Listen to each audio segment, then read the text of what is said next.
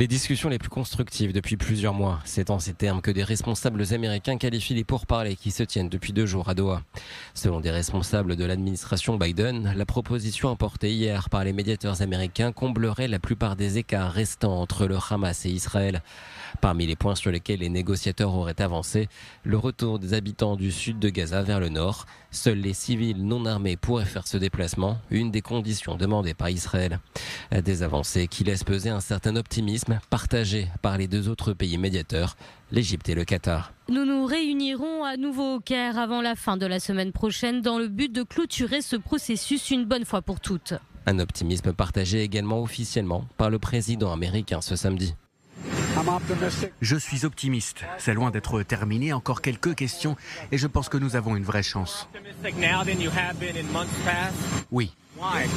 Joe Biden s'est en revanche abstenu de donner davantage de détails sur le contenu de la proposition ou sur une date potentielle d'accord. Côté israélien, peu de déclarations, mais Jérusalem envoie une délégation au Caire, notamment pour discuter de la réouverture du point de passage de Rafah, fermé par l'Égypte en raison de la présence israélienne.